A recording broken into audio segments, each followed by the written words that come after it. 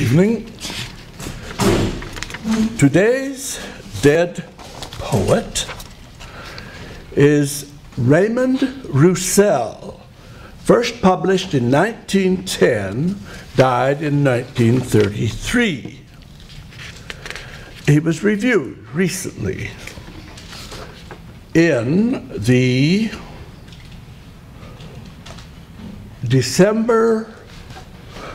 in the Harper's Magazine in December. And I will read from that material. Roussel is remembered not for what he wrote, but for how he wrote. He allowed no image he had ever had or experience he remembered from life to creep into the writing. Give that a thought. How could anyone write in that mode, and why would one bother? The why of the question is most interesting. Abstractionist theory, especially in art, in that period, the Dada period, holds that by smothering the message of the artist, the message taken out of the art by the viewer is more true. Consider that the author of a text knows what message he is intended to convey. The reader of the text does not know the message and must divine its intent. But suppose the author of the text can be prevented from reflecting his intent in the message. Then it is possible that the text may escape the preconceptions of both the author and the reader and be, quote, its real, absolutely distant, shimmering, invisible presence, its inevitable law, its calm, infinite measured strength. And that's Foucault, who is writing there, a sociologist of the same period. In other words, the text may escape the limitations of all the assumptions built into written language as we practice it, by its grammar and style even, and provide something that is truer and more pure, that is wondrous. Roussel's effort to purify text was one format. That is, I put nothing into the writing that I have previously imagined or that I have experienced. Absolutely nothing. Now, this is, just catch my place here. Yes.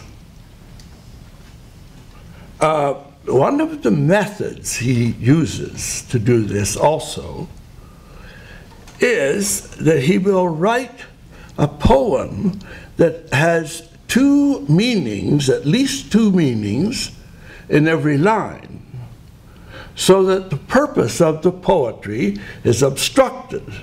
The reader has to keep redivining the message. The most awkward but assured way of burying the author of the text is the practice of writing the first line of a poem and then substituting for the noun of the first line a noun listed in the dictionary 6 nouns below the original. Given that this will produce a completely new focus to the first line, the author then must compose the second line, which will be transfigured in its meaning, requiring that the third line of poetry has to contrive to draw the first 2 lines into a context and then amplify the confounding result, and so on. Assuredly, the resulting text will reflect almost nothing of the author's direct thoughts, and only the slightest of his or her mode of thinking will be revealed by the contriving of each additional line. Will this be beautiful or mystical? Why not? Christian Bloch uses this sort of magic, as does Max Middle, and as does anyone who writes within the strictures, for example, of haiku, the three-liner with a limited number of syllables. All such techniques force, we need water here. All such techniques force the author into stiffness and out of his or her personal context. And I have a particular quote. So,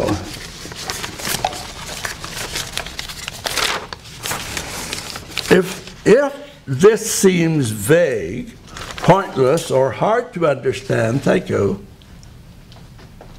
you're not alone. Roussel intended to keep this device hidden, and in translation the concealment only deepens. The translation, the biography, does an extraordinary job tracking the implementation of this constraint through Roussel's writing. So he took the reader out of context in his poetry, for example, by using two young couples in his verse who are interchangeable. Now, find that one. That's number 3.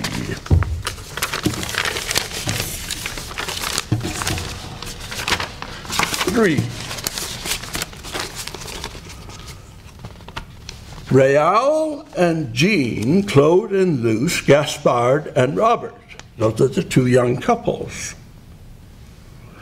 And they are more or less interchangeable. In a longer fragment, Claude is paired not with Luce but Jeanne. This Claude starts the poem as one of a 3-man criminal gang. They plan to rob a rich, miserly old lady. And while his two crooks enter the premises, Claude keeps watch. The burglary goes horribly wrong. A cry wakens the neighborhood. Before they manage to murder her, the 3 escape empty-handed into the woods. But Claude later shops his companions to the police for immunity and a reward. He bets his money on the gaming tables at Monte Carlo and finds some success. Luck favors him, keeps winning and winning. He embarks on a successful courtship of a young florist, and needless to say, they pretty soon find themselves in Nice at carnival time, where Roussel forgets his hero is called Claude and starts calling him Raoul instead. Baird, we're running out of time.